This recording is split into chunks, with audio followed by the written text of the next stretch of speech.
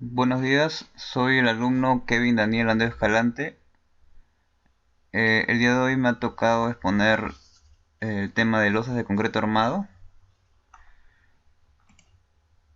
Bueno, para empezar, ¿qué es una losa de concreto armado? Una losa de concreto armado es un elemento estructural que tiene la intención de servir de separación entre pisos consecutivos de un edificio, por lo que a veces se le puede llamar losa de entrepiso, y al mismo tiempo servir como soporte para las cargas de ocupación, como son las cargas vivas y las cargas muertas. Existen dos tipos de losas: las losas vaciadas in situ, que significa vaciadas en el sitio, y las losas prefabricadas. Las losas vacías in situ vendría a ser cuando las losas se crean en el sitio, es decir, tienden a tener un encofrado, y estas se dividen. Hay varios tipos de losas vacías in situ, que vendría a ser, por ejemplo, la primera es la losa maciza, que es una losa totalmente conformada en el proceso de construcción, con espesores que normalmente varían entre 7 y 15 centímetros. Su ejecución se realiza a partir de un encofrado que constituirá el molde en el cual se vierte el hormigón sobre una armadura metálica. Es la losa que mayormente se utilizan en las construcciones. Losa maciza en una dirección. La losa maciza en una dirección son elementos que transmiten la carga únicamente en una dirección, según definirá el sentido longitudinal del acero principal junto al borde traccionado. Es decir, por ejemplo, tenemos a lo que serían los volados. Los volados vendrían a ser una losa maciza en una dirección y, y una losa maciza en dos direcciones vendría a ser las cuales se identifican por tener un diseño de acero en sus dos direcciones. En el eje de coordenadas, estas placas pueden ser de una trama o continuas. El análisis y diseño de estos entrepisos, según la teoría de cuerpos elásticos, se desarrollan métodos matemáticos complejos que reflejan el comportamiento o el trabajo de estos elementos. En esta gráfica podemos ver las losas macizas en dos direcciones y continuamos con las losas nervadas. Las losas nervadas es un tipo de losa que está compuesta por una zona traccionada conformada por nervios. Los nervios vendrían a ser estos, acá o estos, traccionada conformada por nervios y costillas y una capa de hormigón que toma la compresión. Claro, el hormigón es el que se encarga de tomar la compresión. El espacio entre los nervios puede quedar vacío o se puede colocar elementos tales como bloques cerámicos, el hormigón celular o el EPS, o espuma de poliestireno, que no significa un aporte en las cargas finales. También tenemos la losa nervada en una dirección, que se le construye con nervios que no están a más de 70 centímetros de separación entre eje a eje. Los espacios de los nervios pueden dejarse libre o se colocan bloques aligerados entre ellos. También tenemos a las losas nervadas en dos direcciones, que vendría a ser lo mismo que el anterior, pero en dos direcciones, donde la relación entre el lado mayor y el lado menor es menor que 2. Las cargas se transmiten en ambas direcciones, ¿no? Y estas se transmiten hacia los apoyos, así como en esta imagen se puede apreciar. Y ahora voy a explicar lo que serían las losas prefabricadas. Las losas prefabricadas, como su propio nombre lo dice, son losas que se han hecho previamente en fábricas. Tenemos varios tipos de losas. Son planos en los que una de sus dimensiones es mucho menor que su... O sea, es básicamente una losa, pero hecha en fábrica. Así, esa es la diferencia con una losa que es in situ, que vendría a ser hechas en el momento. Y acá también tenemos varios tipos de losas prefabricadas. Empezaré por la losa de vigueta y bovedilla. Las viguetas reciben la carga transmitida por la losa. El esfuerzo estructural de la losa ha sido sustituido por una electromalla de acero de alta resistencia. La bovedilla funciona únicamente como formaleta. Este tipo de losas se pueden utilizar para losas finales o entrepisos, ya que las viguetas están diseñadas para soportar diferentes tipos de cargas. Acá podemos ver una bovedilla. Es una bovedilla.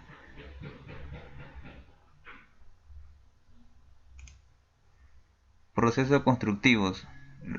¿Cómo es el proceso constructivo para este tipo de losas? Para empezar, se empieza con el apuntalamiento para las viguetas,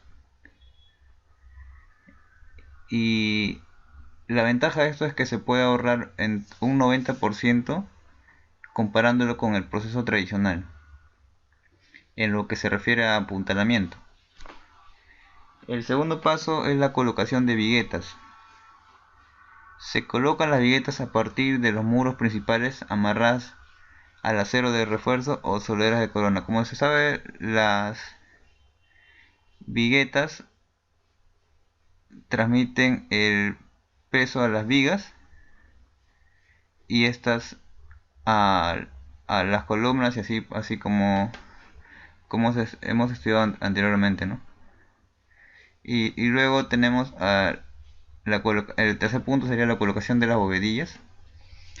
Para tener la correcta separación de viguetas, se colocan bovedillas en los extremos de cada tramo para alinear cualquier imperfección en el montaje. O sea, es decir, si acá está se instalan las viguetas, y para asegurarnos que vamos a tener la separación continua en todos los tramos, se pone un ladrillo acá, o sea, una bovedilla y una bovedilla acá, y así, y acá, y acá, y acá, y así. Y así logramos al momento de montar las bovedillas tener la separación exacta, ¿no?, para todo. Eso es lo que se refiere al punto 3 del proceso constructivo. El cuarto punto es la colocación de las instalaciones eléctricas o hidrosanitarias. Acá se puede ver claramente la imagen, que es la instalación. Esto depende a los planos. Siempre se tienen que ver los planos y se hace la instalación. Se dejan las separaciones adecuadas para hacer la instalación de esta, ¿no? Luego en el punto 5 sería la colocación de la electromalla. Esta vendría a ser la electromalla, y encima de esto se vierte una capa de concreto. La electromalla se corta a la medida deseada para cubrir un determinado tramo. En caso de que la losa sea de un tamaño mayor, se deben colocar más electromallas, dejando traslapes de 10 a 15 centímetros y amarrada con alambre. Asimismo, los extremos de la malla deben ir sujetados perfectamente a las vigas primarias de refuerzo. El punto 6, como dije, la fundición del concreto, o sea, es decir, cuando se va a hacer el concreto. Y acá se tiene que hacer un entablonado claro, para que no se caiga en el concreto. Acá esto sería vendría en madera o no sé, algún otro material. Se debe cubrir los extremos con formaleta de madera o metal para evitar que el concreto fluya. Claro, justamente lo que digo. En una dirección no deseada se tapa con papel los huecos que podrían afectar en las instalaciones eléctricas. Eso es para que no se llene material en los huecos especiales para las instalaciones. Se debe mojar la superficie de las viguetas y bovedillas, y a continuación se debe verter la mezcla de concreto teniendo. Esto es para no perder la humedad que necesita el concreto para fraguar, ¿no? Se tiene que hacer un mojado previo, humedecer todo previamente, y se debe preparar la mezcla. El tipo de losa se debe de contar con un agregado grueso de tamaño uniforme, ya que el espesor de la capa de concreto en ocasiones no supera los 7 centímetros, es una capa bien delgada, y con un agregado grueso de un tamaño no controlado podría crear ratoneras en los espacios pequeños.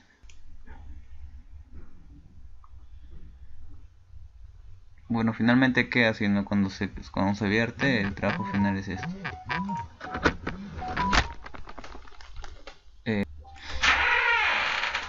Otro tipo de losa vendría a ser las losas prefabricadas, vendría a ser la losa simple T, que son piezas estructurales de concreto preesforzado, prefabricado, fabricadas en tres peraltes diferentes.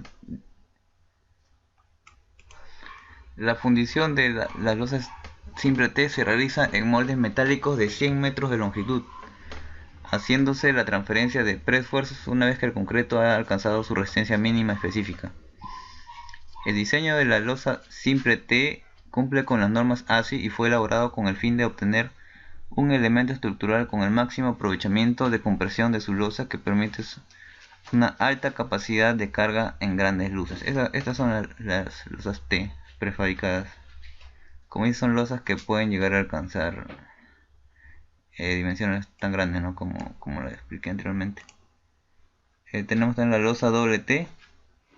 Su aplicación es muy versátil, ya que puede usarse en entrepisos normales o en losas especiales con cargas muy fuertes. Son elementos estructurales prefabricados pretensados en moldes metálicos diseñados bajo un estricto control de calidad. Las piezas constan en nervios separados a 75 centímetros, como podemos ver en la imagen, que trabajan conjuntamente con una fundición de 5 centímetros, obteniéndose un ancho estándar por pieza de 1,5 metros. Se puede apreciar esto acá en la imagen. Y que presenten dos peraltes diferentes de 30 centímetros y de medio metro, ¿no? Dependiendo de la luz que se requiera. Por sus características geométricas, la losa doble T permite alcanzar luces de hasta 18 metros, voladizos de 4 metros y a la vez vistosos detalles arquitectónicos. Es una losa muy interesante, ¿no? para cuando queremos hacer una arquitectura con luces bien amplias, con volados de 4 metros, como es, ¿no? Muy interesante. Losa cajón. Esta losa prefabricada son piezas de concreto prefabricado con espesores pequeños que se aplican en sistemas de entrepiso de acuerdo a especificaciones de proyecto. A diferencia de la losa alveolar, este tipo de losa es sólida y no contiene huecos en su longitud. Se fabrican a medida en donde se requiere este tipo de losas. Son fáciles de transportar, maniobrar y, como los otros tipos de losas, permiten mantener orden y limpieza en obra sin necesidad de decorar el sitio y usar cimbras, lo cual genera ahorros en cuestión de tiempos de ejecución y entre otras cosas más. Esto es todo lo que es referente a lo que es losas. A continuación explicaré lo que es el predimensionamiento de losas con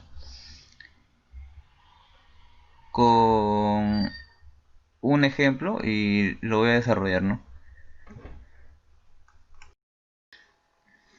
Bueno, continuando con la exposición, hablaré sobre el predimensionamiento de losas.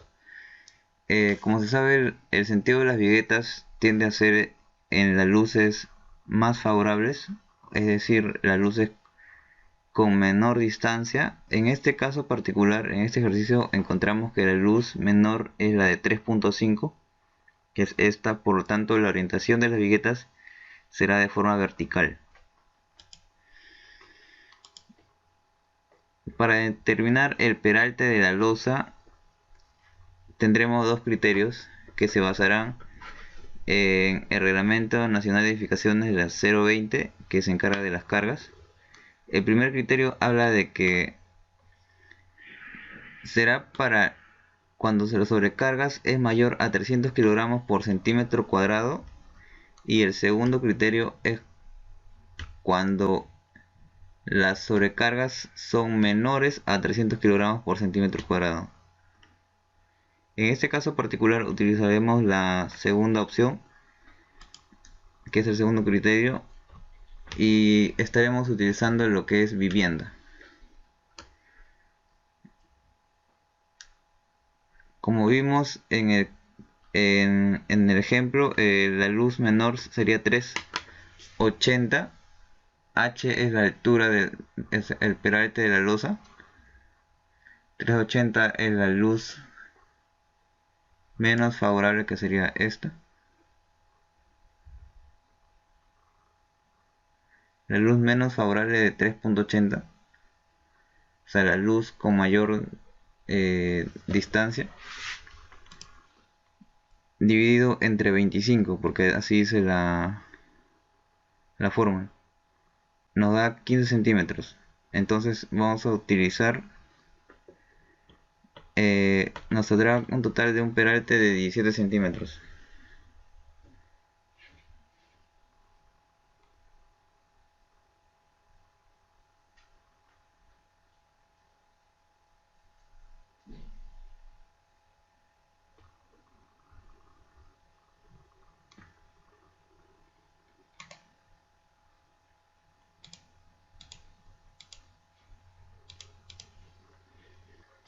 Entonces el peralte resultante sería de 17. Este es el Reglamento Nacional de Edificaciones, la 020, que se encarga de las cargas. Como se puede ver, vivienda es a 200 kilogramos por centímetro cuadrado. Siguiendo esto, tendremos que encontrar la carga última, que es la sumatoria de la carga muerta más la carga viva multiplicada.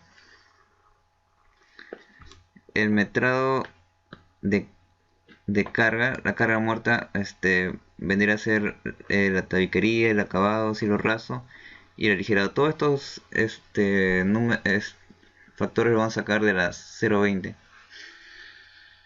Lo que tenemos que encontrar es, lo que nos importa es este ancho, no nos importa la longitud esta, sino porque esta sección es la que se encarga de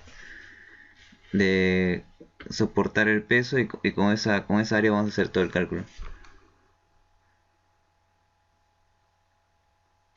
Como sabemos, 0.40 es la sección de las viguetas, porque en sí son estas las que soportan todo el peso, o sea, las que se distribuyen el peso total de la losa, y no los ladrillos, porque estas son las que van a transmitir el peso a las vigas principales. Entonces, sacando la sumatoria de la carga muerta, nos da un total de 240 kilogramos por metro.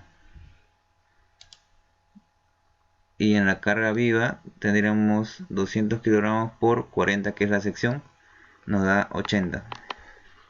La fórmula dice que 1.5 de la carga muerta más 1.8 de la carga viva es igual a la carga última. Y W sería 1.5 por 240 kilogramos por metro más 1.8 por 80 kilogramos por metro, que es el resultado anterior, 240 y 80, nos da un total de 504 kilogramos por metro.